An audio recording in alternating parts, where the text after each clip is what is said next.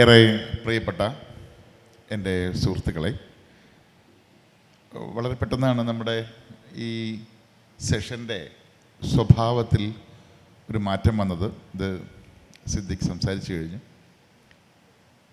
രണ്ടുപേർ തമ്മിലുള്ളൊരു സംവാദമായിരുന്നു നമ്മൾ ഉദ്ദേശിച്ചിരുന്നത്. അദ്ദേഹത്തിന് വരാൻ കഴിയാതിരുന്നതുകൊണ്ട്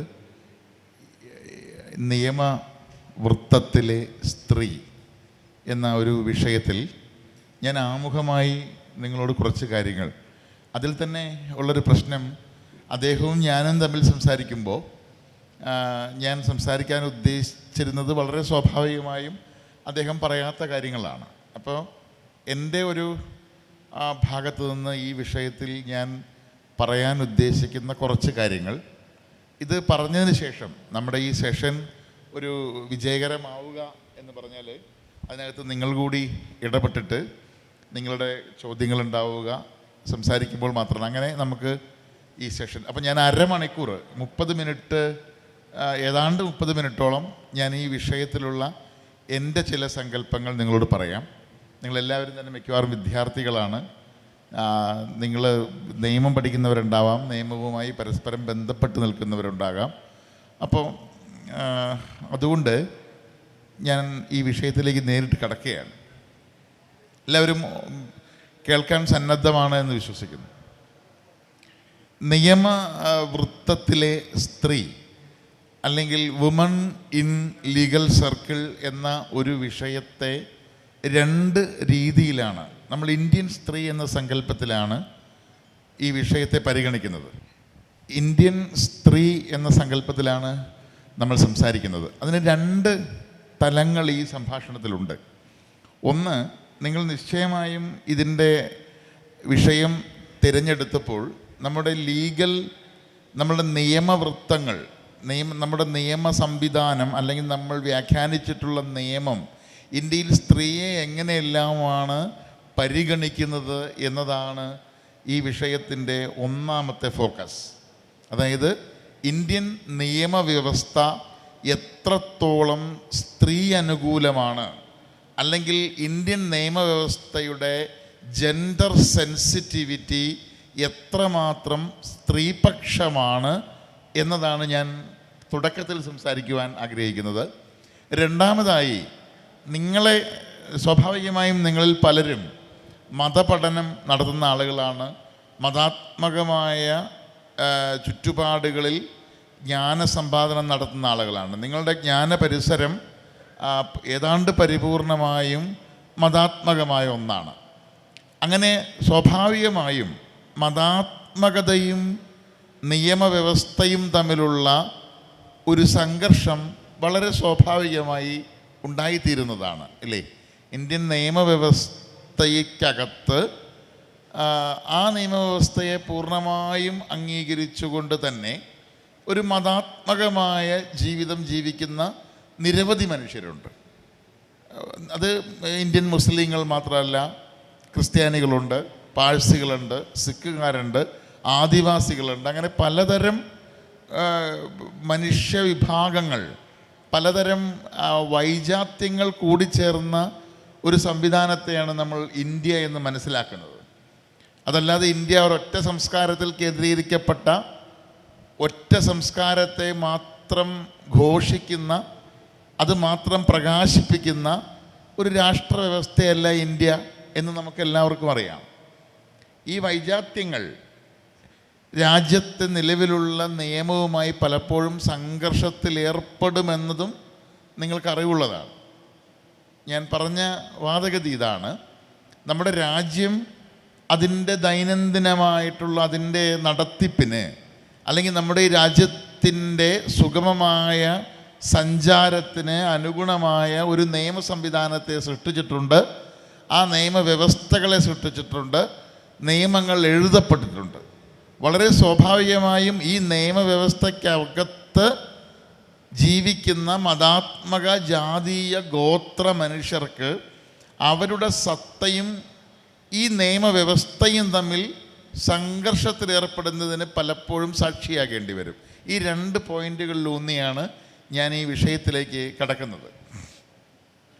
നിങ്ങൾക്ക് സവിശേഷമായി അറിയാവുന്ന കാര്യം, സ്ത്രീ അവസ്ഥ എന്നത് 2-3 തരത്തിൽ, ഒരുപക്ഷെ വളരെ ഭൗതികമായ അർത്ഥത്തിൽ ഈ സ്ത്രീ അവസ്ഥയുടെ വിശകലനങ്ങൾ പ്രത്യേകിച്ചും ഇന്ത്യൻ സാഹചര്യത്തിൽ നിങ്ങൾക്ക് അറിയുന്നതാണ്. നമ്മൾ പുരാണത്തിലെ കെട്ടുകഥകൾ പറഞ്ഞതുകൊണ്ടൊന്നും സ്ത്രീ അവസ്ഥകളെക്കുറിച്ചുള്ള ഒരു സവിശേഷ അറിവിലേക്ക് നമ്മൾ എത്തുകയില്ല. സ്ത്രീ എന്ന പ്രമേയത്തെ നമ്മളിപ്പോൾ മനസ്സിലാക്കുന്നത് അതിൻ്റെ തുല്യതയുടെ ആഴത്തിൽ നാം തിരിച്ചറിയുന്നുണ്ട്. സ്ത്രീ പുരുഷ എല്ലാത്തരം അവകാശങ്ങളിലും നിങ്ങൾ സ്ത്രീകളെ കണ്ടുമുട്ടുന്നുണ്ട് എങ്കിലും വളരെ വളരെ അടുത്ത കാലത്ത് ചരിത്രത്തെ സംബന്ധിച്ച് വളരെ അടുത്ത കാലത്ത്, അതായത് 100-200 കൊല്ലങ്ങൾക്കപ്പുറമുള്ള ഒരു സാമൂഹ്യ വ്യവസ്ഥയെ നിങ്ങൾക്ക് ഭാവന ചെയ്യാൻ കഴിയുമെങ്കിൽ ആ വ്യവസ്ഥയ്ക്കകത്ത് സ്ത്രീ എന്നത് 2ാം തരം പോലുമല്ലാത്ത പൗരത്വത്തിനുടമകളായിരുന്നു എന്ന് മനസ്സിലാക്കേണ്ടതുണ്ട്. വളരെ വികസിതവും പുരോഗമനപരവും ഇന്ന് ആധുനികതയുടെ ഏറ്റവും മുന്നിൽ സഞ്ചരിക്കുന്നതുമായിട്ട് വലിയ രാഷ്ട്രങ്ങളിൽ സ്ത്രീയോട്ടവകാശം വന്നത് എന്നാണ് എന്ന് നിങ്ങളുടെ കൈവശമുള്ള കൊച്ചു മൊബൈലിൽ നോക്കി അങ്കമറിയാം. എന്നാണ് യൂറോപ്പിലെ രാജ്യങ്ങൾ, എന്നാണ് അമേരിക്ക, എന്നാണ് ബ്രിട്ടൻ സ്ത്രീകളുടെ പ്രധാനപ്പെട്ട അവകാശങ്ങൾ അംഗീകരിച്ചു തുടങ്ങിയെന്ന് ചോദിച്ചാൽ ചരിത്രത്തെ സംബന്ധിച്ച് വളരെ റീസെൻ്റായിട്ടാണ്, വളരെ സമീപസ്ഥമാണ് എന്ന് മനസ്സിലാക്കേണ്ടി വരും. ആ ഒരു തിരിച്ചറിവിൽ നിന്നുകൊണ്ടാണ് നമ്മൾ സ്ത്രീയവസ്ഥ നിയമവൃത്തത്തിൽ എന്ന വിഷയത്തിലേക്ക് പ്രവേശിക്കേണ്ടത്. സ്വാഭാവികമായും ഇന്ത്യൻ സ്ത്രീകളെക്കുറിച്ചുള്ള പൗരാണിക സങ്കല്പങ്ങൾ എപ്പോഴും ശ്ലോകത്തിൽ കഴിക്കാറാണ് പതിവ്. നമ്മൾ ശ്ലോകം ഇപ്പോൾ പിതോ രക്ഷതി കൗമാരെ, പുത്രോ രക്ഷതി ഭർത്രോ രക്ഷതി യൗവനെ, പുത്രോ രക്ഷതി വാർദ്ധക്യേ എന്നെല്ലാം സ്ത്രീയെ വിശേഷിപ്പിക്കുന്ന ഒരു സ്മൃതി പരിസരം ഇന്ത്യൻ ബ്രാഹ്മണ ജാതി വ്യവസ്ഥയ്ക്കകത്തുണ്ടായിരുന്നു. നിങ്ങൾ ഒരിക്കലും അതിനെ ഇന്ത്യയിലുണ്ടായിരുന്നു എന്നും ഇന്ത്യക്ക് മനുസ്മൃതി എന്ന പേരിൽ ഒരു നിയമസംഹിത ഉണ്ടായിരുന്നുവെന്നും തെറ്റിദ്ധരിച്ചുകൂടാ. ഇന്ത്യക്കുണ്ടായിരുന്നു എന്നല്ല, ഇന്ത്യയിലൊരു കാലത്ത് മേൽക്കൈ നേടാൻ ആഗ്രഹിച്ചിരുന്ന, ഇന്ത്യയിലൊരു കാലത്ത് അധികാരത്തിലേക്ക് സഞ്ചരിച്ചിരുന്ന ബ്രാഹ്മണർക്കും ഉന്നത കുലമെന്ന് സ്വയം കരുതിയിരുന്നവർക്കും അവരുടെ സൗകര്യത്തിനനുസരിച്ച് അവരുണ്ടാക്കിയെടുത്ത ചില നിയമ സംവിധാനങ്ങളുണ്ടായിരുന്നു. അതായിരുന്നു നമ്മൾ ഈ ഭാരതീയ ന്യായ സംഹിതയുടെ പൂർവ്വരൂപം എന്നൊക്കെ പറയുന്നത്. നമ്മുടെ അന്ന് എല്ലാ തരത്തിലുള്ള സാമൂഹ്യ കുറ്റകൃത്യം അത് അന്ന് ഇന്ത്യ എന്നൊരു സങ്കല്പം പോലും ഇല്ല എന്ന് നിങ്ങൾക്കറിയാം. 700-ലധികം നാട്ടുരാജ്യങ്ങൾ ചേർന്ന് കിടക്കുന്ന ഒരു പലതരം ഭൂപ്രദേശങ്ങളാണ്. ഓരോ രാജ്യത്തും ഓരോ നിയമങ്ങളാണ്. ഒരു സ്ഥലത്ത് കോഴിയെ കട്ടാൽ 10 ചാട്ടക്കടിയാണ് ശിക്ഷയെങ്കിൽ തൊട്ടപ്പുറത്തെ പഞ്ചായത്ത് പോലുള്ള രാജ്യത്ത്, തൊട്ടപ്പുറത്ത് ഒരു തോടിനപ്പുറം അടുത്ത രാജ്യമാണ്, ആ രാജ്യത്ത് ഒരു കോഴിയെ കട്ടാൽ കഴുത്ത് കെട്ടുക എന്ന നിയമമായിരുന്നു. അങ്ങനെ 700-ലധികം 1000-ലധികം പലതരം നിയമങ്ങൾ ഒക്കെ ഉണ്ടായിരുന്ന ഒരു വ്യവസ്ഥയെയാണ് നിങ്ങൾ ഏതാണ്ട് 1800-കൾ വരെയെങ്കിലും 1800-കൾ 1850 വരെയെങ്കിലും ഇന്ത്യൻ വ്യവസ്ഥ എന്ന് പറഞ്ഞ് മനസ്സിലാക്കിയിരുന്നത്. പിന്നീട് എല്ലാത്തിലും എന്നതുപോലെ കൊളോണിയലിസത്തിൻ്റെ വരവോടുകൂടി നമുക്ക് ഒരു രാഷ്ട്ര സംവിധാനം ഉണ്ടാവുകയും, ഒരു രാഷ്ട്ര സംവിധാനം എന്ന് പറഞ്ഞുകൂടാ, ഒരു സ്റ്റേറ്റ് അവരുടെ കോളനി വാഴ്ചയ്ക്ക് അനുഗുണമായ രീതിയിൽ ഒരു രാഷ്ട്രത്തെ അവർ ഭാവന ചെയ്യുകയും ആ രാഷ്ട്രത്തെ എല്ലായിടത്തും ഒരേ നിയമം, അതും ഈ രാജ്യത്തോടുള്ള, ഈ മനുഷ്യരോടുള്ള, തങ്ങൾ അധിനിവേശിച്ചിട്ടുള്ള ആളുകളോടുള്ള കാരുണ്യം കൊണ്ടൊന്നുമല്ല, അവരോടുള്ള ദയാവായ്പ കൊണ്ടുമല്ല, ഭരണ സൗകര്യാർത്ഥം നമ്മുടെ ഈ ടെറിട്ടറിക്കകത്ത് ഒരു നിയമവ്യവസ്ഥയെ അവർ രൂപീകരിക്കുകയായിരുന്നു എന്നുള്ളതും പുതിയ കാര്യമല്ല. ഞാൻ ഈ പറയുന്ന കാര്യങ്ങളൊക്കെ നിങ്ങൾക്ക് ബോധ്യമുള്ള കാര്യങ്ങളാണ്. എങ്ങനെയാണ് ഈ രാജ്യത്ത് ഒരു നിയമവ്യവസ്ഥ ഉണ്ടായി വന്നത് എന്നതിനെക്കുറിച്ചാണ് നിങ്ങളോട് പറയുന്നത്. അതായത് ഇതിൻ്റെ പ്രധാനപ്പെട്ടൊരു പോയിൻ്റ് എന്താണെന്ന് വെച്ചിട്ടുണ്ടെങ്കിൽ, ഇപ്പം നമ്മൾ ഈ സിവിൽ നിയമങ്ങളുടെ കാര്യത്തിൽ ഏകീകൃത സിവിൽ കോഡ് വേണം എന്നൊക്കെ പറയുന്നുണ്ടല്ലോ. അതിന് നമ്മൾ പറയുക നമ്മുടെ രാജ്യത്തിൻ്റെ നിയമം എന്നൊക്കെ പറയുന്നതാണ്. അത് ശുദ്ധ ഭോഷ്കായ ഒരു സങ്കല്പമാണ്.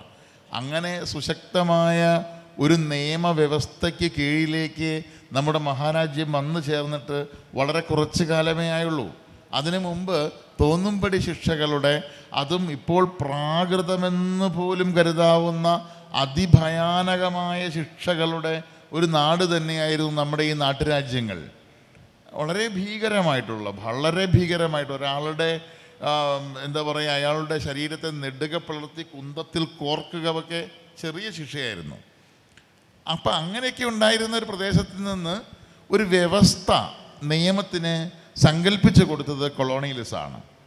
ആ കൊളോണിയലിസം അത് സങ്കല്പിച്ച് കൊടുക്കാനുള്ള കാരണം ഞാൻ പറഞ്ഞതാണ്, അത് അവരുടെ ഭരണ സൗകര്യാർത്ഥം അവർ രൂപീകരിച്ചു കൊടുത്ത ഒരു നിയമ സംവിധാനമുണ്ടായിരുന്നു. ഈ നിയമ സംവിധാനത്തിനകത്തെ സ്ത്രീയെയാണ് നമ്മൾ ആദ്യം അന്വേഷിക്കേണ്ടത്. ആ നിയമ സംവിധാനം ബ്രിട്ടീഷ് കൊളോണിയലിസം ഇവിടെ കൊണ്ടുവരികയും പിന്നീട് 1947 ഇന്ത്യ സ്വതന്ത്രമാവുകയും 50 റിപ്പബ്ലിക് ആവുകയും ചെയ്തതിന് ശേഷം ഭരണഘടനാപരമായി ഇന്ത്യൻ വ്യവസ്ഥയാക്കി മാറ്റിയ നിയമ സംവിധാനം സ്ത്രീകളെ എങ്ങനെയാണ് പരിഗണിച്ചിരുന്നത് എന്നതാണ് നമ്മൾ അന്വേഷിക്കുന്ന ഒന്നാമത്തെ കാര്യം. കൊളോണിയലിസത്തിൻ്റെ വലിയ പ്രത്യേകതകളിലൊന്ന്, അത് മനുഷ്യാന്തസ് എന്ന് പറയുന്ന, അപ്പോഴും ശ്രദ്ധിക്കേണ്ട കാര്യമുള്ളത്, അവർ കോളനിയാക്കിയ രാജ്യത്തിൻ്റെ അന്തസ്സല്ല, അവരുടെ, അതായത് ഈ അധിനിവേശകരായ, ഇപ്പോൾ പൊളിറ്റിക്കലി ശരിയല്ലാത്ത വാക്കാണെങ്കിലും സായിപ്പ് എന്ന് വിളിക്കുന്ന അവരുടെ മനുഷ്യാന്തസ്സിനെ കുറിച്ച് അവർക്ക് വലിയ സങ്കല്പമുണ്ടായിരുന്നു. ആ സങ്കല്പത്തിൽ ഊന്നി നിന്നുകൊണ്ടാണ് അവരുടെ നിയമ സംവിധാനങ്ങളെല്ലാം രൂപപ്പെട്ടു വന്നത്. അതായത് അവരെ തന്നെ ബഹുമാനിച്ചിരുന്നു. അതുകൊണ്ട് അവരുടെ നിയമത്തിനകത്ത് അന്തസ്, വ്യക്തിയാന്തസ് എന്ന കാര്യത്തിന് വലിയ തോതിലുള്ള പ്രാധാന്യമുണ്ടായിരുന്നു എന്നത് വസ്തുതയാണ്. അതുകൊണ്ട് നിയമത്തിന് മുന്നിൽ എല്ലാവരും സമന്മാരാണെന്ന് പിൽക്കാലത്ത് നമ്മുടെ ഇന്ത്യൻ ഭരണഘടന അംഗീകരിച്ച ആ പ്രമേയം, ഇക്വാളിറ്റി ബിഫോർ ലോ എന്നത് ഒരു ബ്രിട്ടീഷ് സങ്കല്പനമാണ്. ബ്രിട്ടൻ അമ്മട്ടിൽ എല്ലാവരെയും തുല്യരായി കാണുന്ന ഒരു മനോനിലയിലേക്ക് 1800കളുടെ അവസാനം വന്നതിൻ്റെ ഭാഗമായി ബ്രിട്ടൻ സൃഷ്ടിച്ച നിയമ സംവിധാനത്തിനകത്ത്, ഇന്ത്യൻ പീനൽ കോഡിനകത്ത് പൊതുവിൽ മനുഷ്യർക്കെല്ലാം ഒരേ തരത്തിലുള്ള നിയമം ഏർപ്പെടുത്തുക ചെയ്തു. അത് മനുഷ്യാന്തസ്സിനെ സംബന്ധിച്ച അഭൂതപൂർവമായൊരു വിജയമായിരുന്നു. ആ മനുഷ്യൻ എന്ന് പറയുന്ന ഏകകത്തിനകത്ത് സ്ത്രീ കൂടി ഉണ്ടായിരുന്നു എന്നത് സ്ത്രീത്വം എന്ന് പറയുന്ന സവിശേഷ എൻറ്റിറ്റിയെ സംബന്ധിച്ചുള്ള ഉജ്ജ്വലമായ ചുവടുവെപ്പായിരുന്നു. അതായത് പുരുഷൻ കൊലപാതകം, മോഷണം, അതുപോലെയുള്ള അക്രമം, അതുപോലെയുള്ള കുറ്റകൃത്യങ്ങളിൽ, അതുപോലെയുള്ള വ്യക്തികൾക്കെതിരായ കുറ്റകൃത്യങ്ങളിൽ, അതുപോലെ ഭൂമി കയ്യേറ്റം മുതലായ വസ്തുക്കൾക്കെതിരായിട്ടുള്ള കയ്യേറ്റങ്ങളിൽ, എല്ലാ നിയമങ്ങളിലും ആണിനും പെണ്ണിനും തുല്യ ശിക്ഷ എന്നൊരു സംഗതി വരാൻ കാരണം ആണിനെയും പെണ്ണിനെയും മനുഷ്യൻ എന്ന ഒരു ഏകകത്തിലേക്ക് ബ്രിട്ടീഷ് കൊളോണിയലിസം ചുരുക്കി കൊണ്ടുവന്നതുകൊണ്ടാണ്. അതിനു മുൻപ് അതങ്ങനെ ആയിരുന്നില്ല. ആണിനുള്ള ശിക്ഷയായിരുന്നില്ല പെണ്ണിനുണ്ടായിരുന്നത്, പെണ്ണിനുള്ള ശിക്ഷയല്ല ആണിനുണ്ടായിരുന്നതെന്ന് നിങ്ങൾക്കറിയാം. ഈ സംവിധാനത്തിനകത്തേക്ക് മനുഷ്യൻ എന്ന യൂണിറ്റിനെ പ്രക്ഷേപണം ചെയ്തത് ബ്രിട്ടീഷ് കൊളോണിയലിസമാണ്. നമ്മളത് അംഗീകരിച്ചു. അങ്ങനെ അംഗീകരിച്ച നമ്മുടെ നിയമ സംവിധാനത്തിനകത്ത് സ്ത്രീക്ക് തുല്യനീതി ഉണ്ടായി എന്നുള്ളത് വസ്തുതയാണ്. എങ്ങനെയാണ് തുല്യനീതി എന്നുള്ളതാണ് ഞാൻ ഇനി വിശദീകരിക്കാൻ ശ്രമിക്കുന്നത്. എങ്ങനെയാണ് ആ തുല്യനീതി എന്നുള്ളത് ഞാൻ വിശദീകരിച്ച ആശയം നിങ്ങൾക്ക് വ്യക്തമായി എന്ന് കരുതുന്നു. അത് ഒരാവർത്തി കൂടി ഞാൻ പറയാം, എങ്കിൽ മാത്രമാണ് ഇനി പറയാൻ പോകുന്ന വിഷയത്തിലേക്ക് നിങ്ങൾക്ക് പ്രവേശിക്കാൻ കഴിയുക. അതായത് എല്ലാ മനുഷ്യരെയും, ആണിനെയും പെണ്ണിനെയും, അന്ന് ട്രാൻസ്ജെൻഡർ എന്നൊരു പരികല്പന അക്കാലത്തില്ല, ആണിനെയും പെണ്ണിനെയും മനുഷ്യൻ എന്ന ഒറ്റ യൂണിറ്റായി കാണുന്നൊരു ലോകമാണ് എന്നുള്ളത് നിങ്ങൾക്കതിന് സംശയമില്ല. അവർക്കുള്ള അവകാശങ്ങളിലും ഒക്കെ പലതരം പ്രശ്നങ്ങളുണ്ട്. പക്ഷെ അപ്പോഴും മനുഷ്യൻ എന്ന യൂണിറ്റിൽ സ്ത്രീയും പുരുഷനും ഇപ്പോഴുണ്ട്. എന്നാൽ കൊളോണിയലിസത്തിന് മുമ്പുള്ള ഇന്ത്യൻ സാഹചര്യത്തിൽ അങ്ങനെ ആയിരുന്നില്ല. നമ്മുടെ പുരാണങ്ങളൊക്കെ എടുത്തു വച്ചിട്ട് വലിയ കരുത്തുള്ള സ്ത്രീകളുണ്ടായിരുന്നു എന്നൊക്കെ കഥകൾ പറയാമെന്നല്ലാതെ വാസ്തവത്തിൽ അങ്ങനെ ആയിരുന്നില്ല. ഒരിക്കലും മനുഷ്യൻ എന്ന പരിഗണനയ്ക്കകത്തേക്ക് പ്രവേശനമില്ലാതിരുന്ന ഒരു എൻറ്റിറ്റി ആയിരുന്നു എല്ലാ കാലത്തും പല രാജ്യങ്ങളിലും വന്നതുപോലെ ഇന്ത്യയിലും സ്ത്രീ. ഈ അവസ്ഥയ്ക്ക് മാറ്റം ഉണ്ടായതിൽ പ്രധാനപ്പെട്ട പങ്ക് വഹിച്ചത് കൊളോണിയലിസമാണ്.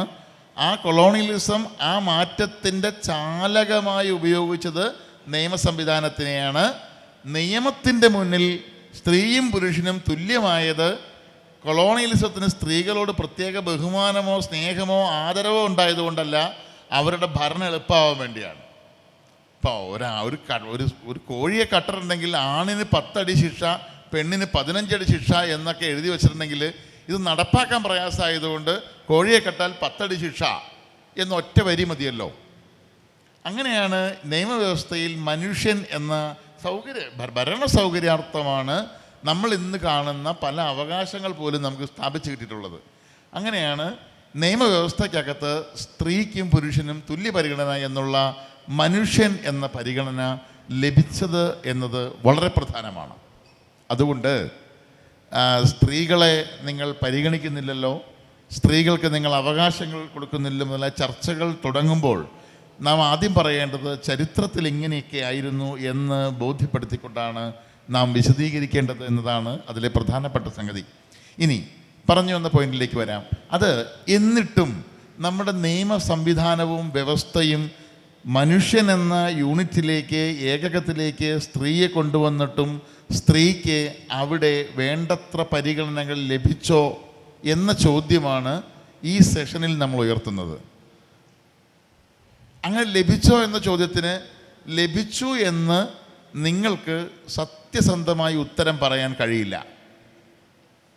ഈ ഏട്ടിലെ പശു പുല്ല് തിന്നില്ല എന്ന് നിങ്ങൾ കേട്ടിട്ടുണ്ട്. ഏട്ടിലെ പശു പുല്ല് തിന്നില്ല. എന്താ അതിൻ്റെ അർത്ഥം? നിങ്ങൾ പുസ്തകത്തിൽ ഒരു പശുവിനെ പടം വരച്ച് വെച്ചിട്ട് അതിൻ്റെ അടുത്ത് കുറച്ച് പുല്ല് കൊണ്ടെന്ന് വെച്ചാൽ ആ പുല്ല് ആ പശു തിന്നൂല, കാരണം ആ പശു ഒരു പടമാണ്. അതുപോലെ നിങ്ങളുടെ നിയമവ്യവസ്ഥകളിൽ സ്ത്രീകൾക്ക് തുല്യമായ പരിഗണന എഴുതി വച്ചിട്ടുണ്ട് എന്ന് കരുതി ഈ രാജ്യത്തിൻ്റെ മൊത്തം ചരിത്രം പരിശോധിച്ചാൽ അമ്മാതിരി ഒരു പരിഗണന നിയമമോ നിയമത്തിൻ്റെ നടത്തിപ്പോ സ്ത്രീകൾക്ക് കൊടുത്തിട്ടില്ല എന്നുള്ളത് വസ്തുതയാണ്. അതുകൊണ്ടാണ് ആ നിയമപരിഷ്കരണങ്ങളിൽ തുടരെ സ്ത്രീപക്ഷ നിയമങ്ങൾ നമുക്ക് സൃഷ്ടിക്കേണ്ടി വരുന്നത്. അതായത് എഴുതപ്പെട്ട നിയമത്തിൽ സ്ത്രീകൾക്ക് തുല്യാവകാശങ്ങൾ ഉണ്ട് എങ്കിൽ പോലും പ്രായോഗികമായി പലപ്പോഴും ഈ അവകാശങ്ങൾക്ക് പുറത്തു നിൽക്കുന്ന ഒരു വിഭാഗമായി സ്ത്രീകൾ മാറിയിട്ടുണ്ട് എന്നത് വസ്തുതയാണ്. ഏറ്റവും ചെറിയ ഉദാഹരണം പറഞ്ഞാൽ, ഞാൻ വളരെ ഒരു പെട്ടെന്ന് നിങ്ങൾക്ക് മനസ്സിലാകുന്ന, ഒരുപക്ഷെ നിങ്ങൾക്ക് ഓർമ്മയിലുണ്ടാവുമെന്നറിയില്ല, മനസ്സിലാകുന്ന ഒരു മാധ്യമപ്രവർത്തക എന്ന നിലയിൽ ഞങ്ങൾ എപ്പോഴും സജീവമാക്കി നിർത്തുന്നൊരു വാർത്ത എന്ന നിലയിൽ പറയുകയാണ്. നിങ്ങൾക്കൊരു കാര്യം ആലോചിച്ച് നോക്കൂ. നമ്മുടെ നാട്ടിൽ സ്ത്രീകൾ പ്രതികളാകുന്ന ധാരാളം കേസുകൾ ഉണ്ടാവാറുണ്ട്. ഇപ്പോൾ ഭാര്യ ഭർത്താവിനെ വെട്ടിക്കൊല്ലുന്ന കേസാകട്ടെ, അല്ലെങ്കിൽ അങ്ങനെ സ്ത്രീകൾ പ്രതികളായ കേസുകൾ. ഇപ്പോൾ ഒരു കാരണവർ കേസിൽ ഷെറിൻ എന്ന സ്ത്രീ പ്രതിയായി, അങ്ങനെ ഒരുപാട് സ്ത്രീകൾ പ്രതികളായ കേസുകൾ ഇടയ്ക്കിടയ്ക്ക് ഉണ്ടാവുന്നുണ്ട്. നിങ്ങൾ സൂക്ഷിച്ചു നോക്കിയാൽ നിങ്ങൾക്ക് മനസ്സിലാവുന്ന കാര്യം, സ്ത്രീകൾ പ്രതികളായ കേസുകളിൽ ഇന്ത്യൻ കോടതികളിൽ സ്ത്രീകൾ പ്രതികളായി എന്ന് നിങ്ങൾക്ക് തോന്നുന്ന, നമുക്ക് ആദ്യം റിപ്പോർട്ട് കിട്ടുന്ന കേസുകളിൽ വളരെ പെട്ടെന്ന് വിചാരണ പൂർത്തിയാവുകയും ആ സ്ത്രീകൾ ശിക്ഷിക്കപ്പെടുകയും ജയിലിൽ അടയ്ക്കപ്പെടുകയും ചെയ്യുന്നുണ്ട്.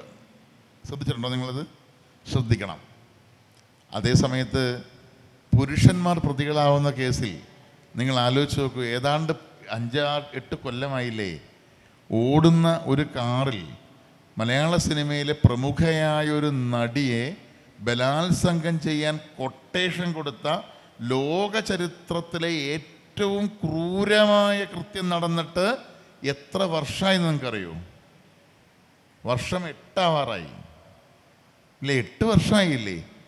ഒരു പ്രതിയെങ്കിലും ശിക്ഷിക്കാനോ വിചാരണ നടപടികൾ ആരംഭിക്കാനോ നമ്മുടെ നിയമവ്യവസ്ഥയ്ക്ക് കഴിഞ്ഞിട്ടില്ല. ഒരു പെണ്ണിനെ ആക്രമിച്ച കേസാണ്, ഓടുന്ന വാഹനത്തിൽ വെച്ച് അവളെ ബലാത്സംഗം ചെയ്ത കേസാണ്. ലോക ചരിത്രത്തിൽ പോലും ബലാത്സംഗം ചെയ്യാൻ കൊട്ടേഷൻ കൊടുത്തൊരു കേസുണ്ടാവില്ല. അത്രയ്ക്ക് നരാധമത്വം പ്രവർത്തിച്ച ഒരു കേസ് 8 വർഷമായി. എന്നിട്ട് നിങ്ങൾ പറയൂ, ഇന്ത്യൻ നിയമവൃത്തത്തിൽ സ്ത്രീയും പുരുഷനും തുല്യരാണെന്ന്. മനസ്സിലായില്ലേ? ഇതിത്രയേ ഉള്ളൂ. സ്ത്രീകൾ പ്രതികളായ കേസുകളിൽ അതിവേഗത്തിൽ വിചാരണ നടക്കും, അതിവേഗത്തിൽ ശിക്ഷയുണ്ടാവും, സ്ത്രീകളൊക്കെ ജയിലിലാവും ചെയ്യുന്നത് കാണുന്നുണ്ട്. അതേ സമയത്ത് സ്ത്രീകളെ ഇരയാക്കിക്കൊണ്ട് പുരുഷന്മാർ പ്രതികളായ കേസുകളിൽ എവിടെയാണ് ഈ വേഗത നിങ്ങൾ കാണുന്നത്? അതിൻ്റെ അർത്ഥം നമ്മുടെ നിയമവ്യവസ്ഥകൾക്കകത്തെ അതിനകത്തെ വ്യാഖ്യാനങ്ങൾക്കകത്ത് വളരെ എളുപ്പത്തിൽ ആ നിയമത്തെ വ്യാഖ്യാനിച്ച് കഴിഞ്ഞാൽ അത് പുരുഷാനുകൂലമായി തീരാൻ അതീവ സാധ്യതയുള്ള ഒന്നാണ്. ഇപ്പോൾ ഉദാഹരണത്തിന് തൊഴിലിടത്ത് സ്ത്രീ പീഡനത്തെക്കുറിച്ചിട്ട് അതിനെതിരായിട്ടൊരു വലിയൊരു ജഡ്ജ്മെൻ്റ് ഉണ്ട്, വിശാഖ ജഡ്ജ്മെൻറ്റ്. പോഷോ കേസ് എന്നറിയപ്പെടുന്ന അങ്ങനെയാണ്. പോഷോ അതായത് തൊഴിലിടത്തിൽ സ്ത്രീകൾക്ക് നേരെ ഉണ്ടാകുന്ന സെക്ഷൽ ഹരാസ്മെൻറ്റ് എന്നത് വലിയ കുറ്റകൃത്യമാക്കി മാറ്റുന്ന ഒരു പുതിയ, എന്തുകൊണ്ട് ഈ പുതിയ നിയമം കൊണ്ടുവരേണ്ടി വരുന്നത്? അതല്ലെങ്കിൽ അതുപോലുള്ള നിരവധി കേസുകൾ, ഇപ്പം ഡൽഹിയിലെ നിർഭയ സംഭവത്തിന് ശേഷം ബലാത്സംഗ കേസുകളിലെ സ്പീഡി ട്രയൽ, ഇതെങ്ങനെയാണ് കൊണ്ടുവരേണ്ടി വരുന്നത്? ഇതൊന്നും നമ്മുടെ നിയമസംഹിതയിൽ ഇല്ലാതിരുന്നത് കൊണ്ടല്ല. ഞാൻ പറഞ്ഞ പോയിൻ്റ് അതാണ്. നമ്മുടെ നിയമത്തിൽ ഇല്ലാതിരുന്നത് കൊണ്ടല്ല. പക്ഷെ നിയമം എന്ന് പറയുന്നത് എഴുതപ്പെട്ടിരിക്കുന്ന വാക്കുകൾ മാത്രമല്ല, അതിൻ്റെ വ്യാഖ്യാനങ്ങളും അതിൻ്റെ നടത്തിപ്പുകളും ചേർന്നതാണ്. വ്യാഖ്യാനത്തിലും നടത്തിപ്പിലും ചോർന്നു പോകുന്ന ഒന്നാണ് ഇന്ത്യൻ നിയമവ്യവസ്ഥയിലെ സ്ത്രീപക്ഷം. ആ വാചകമാണ് ഞാനിവിടെ പ്രധാനമായി ഉന്നയിക്കാൻ ആഗ്രഹിക്കുന്നത്. അതായത് വ്യാഖ്യാനത്തിലും നടത്തിപ്പിലും ചോർന്നു പോകുന്ന സ്ത്രീപക്ഷമേയുള്ളൂ ഇന്ത്യൻ നിയമ സംവിധാനത്തിനും നിയമവ്യവസ്ഥയ്ക്കും എഴുതപ്പെട്ട നിയമങ്ങൾക്കും. ഇത് വളരെ പ്രധാനപ്പെട്ട ഒരു സംഗതി. അതുകൊണ്ടാണ് നമ്മുടെ നിയമസംഹിത വളരെയേറെ മുന്നോട്ട് പോയിട്ടും നമുക്ക് ഒട്ടേറെ പുതിയ നിയമങ്ങൾ കൊണ്ടുവരേണ്ടി വരുന്നത്. നിങ്ങൾക്കറിയോ, ഈ സ്ത്രീപക്ഷമാണ് നിയമവ്യവസ്ഥ എന്ന്, അല്ലെങ്കിൽ സ്ത്രീക്കും പുരുഷനും തുല്യാവകാശമുള്ള നിയമം അങ്ങനെയുണ്ട് കേട്ടോ. പ്രധാനപ്പെട്ടൊരു കാര്യമാണ് നിങ്ങൾ ശ്രദ്ധിക്കേണ്ടത്. ഈ സ്ത്രീക്കും പുരുഷനും തുല്യമായ അവകാശം നിയമത്തിൽ കൊടുക്കുന്നു എന്നത് തന്നെ ഒരു സ്ത്രീപക്ഷ വിപ്ലവമായിട്ടാണ് കാണുക. കാരണം അതൊരു പുതിയ കാര്യമാണ്. എന്നിട്ട് പോലും തുല്യവേതനം, സ്ത്രീക്കും പുരുഷനും തുല്യവേതനം നൽകണമെന്ന ഒരു നിയമം ഇന്ത്യൻ നിയമവ്യവസ്ഥയിലുണ്ട്. അതായത് ഒരേ ജോലിക്ക് ഒരേ കൂലി പ്രതിഫലമുള്ള രാജ്യമാണ് ഇന്ത്യ. നിങ്ങൾ നാട്ടിൻപുറത്ത് നിങ്ങൾ സാധാരണ വ്യവഹാരങ്ങൾ ഏർപ്പെടുന്നവരാണെങ്കിൽ നിങ്ങളിത് കേട്ടാൽ ചിരിക്കും. കാരണം ഇന്ന് വരെ അത് പ്രായോഗത്തിലായിട്ടില്ല. വൻകിട കമ്പനികളിലും സർക്കാർ ഓഫീസുകളിലൊക്കെ വന്നു തുടങ്ങിയെന്നല്ലാണ്ട്, ഞാൻ പറയുന്നത് നമ്മുടെ അടിത്തട്ട് ജീവിതത്തിൽ ഏതൊരു നിയമത്തിൻ്റെയും മഹത്വം എന്ന് പറയുന്നത്, അതല്ലെങ്കിൽ ഏതൊരു ജീവിതത്തിൻ്റെയും ഏതൊരു നിയമത്തിൻ്റെയും ഏറ്റവും വലിയ മഹാത്മ്യം എന്ന് പറയുന്നത് അത് അടിത്തട്ട് ജീവിതത്തിൽ എങ്ങനെ പ്രായോഗികമാകുന്നു എന്നതിനെ അടിസ്ഥാനമാക്കിയാണ്. നിങ്ങൾക്കത് എങ്ങനെ ഞാൻ ഒന്നുകൂടി വ്യക്തമാക്കാം. നിയമം എന്ന് പറയുന്നത് ആ നിയമത്തിൻ്റെ യഥാർത്ഥ പ്രകാശം പ്രസരിപ്പിച്ചു എന്ന് നിങ്ങൾ ഉറപ്പിക്കേണ്ടത് ആ നിയമം അടിത്തട്ട് ജീവിതത്തിൽ എങ്ങനെ പ്രവർത്തിക്കുന്നു എന്ന്. അതുകൊണ്ടാണ് ഗാന്ധിജി ദരിദ്രനാരായണൻ എന്നൊരു വാക്ക് ഉപയോഗിച്ചത്, അൺടു ദ ലാസ്റ്റ്, അന്ത്യോദയം എന്നൊരു വാക്ക് ഉപയോഗിച്ചത്. അതായത് അവസാനത്തെ ആളിൽ അതെങ്ങനെ പ്രവർത്തിക്കുന്നു എന്ന് നോക്കിയിട്ടാണ് ഒരു നിയമത്തിൻ്റെ പ്രഹരശേഷിയും ഗുണഫലവും നമ്മൾ മനസ്സിലാക്കേണ്ടത്. നിങ്ങൾ അറിയേണ്ട കാര്യം വെച്ചിട്ടുണ്ടെങ്കിൽ എല്ലാത്തരം നിയമങ്ങളുമുണ്ട്. അല്ലേ? നിയമത്തിൽ തുല്യാവകാശങ്ങൾ, തുല്യത എല്ലാമുണ്ട്. പക്ഷേ അടിത്തട്ട് ജീവിതങ്ങളിൽ, അടിത്തട്ട് മേഖലകളിൽ അത്തരത്തിലുള്ള തുല്യത സാധ്യമാകുന്നുണ്ടോ എന്നത് നിങ്ങൾ പരിശോധിക്കേണ്ടതുണ്ട്. തെരുവിൽ ജീവിക്കുന്ന മനുഷ്യർ, സ്ത്രീകൾക്ക് നേരെ നടക്കുന്ന കഠിനമായ അതിക്രമങ്ങളിൽ അതിവേഗത്തിലുള്ള ശിക്ഷാ നടപടികൾ ഉണ്ടാകുന്നുണ്ടോ എന്നുള്ളത് പരിശോധിക്കണം. ഈ അടിത്തട്ട് ജീവിതത്തിലെ സ്ത്രീകൾക്ക് തുല്യ വേതനം ലഭിക്കുന്നുണ്ടോ?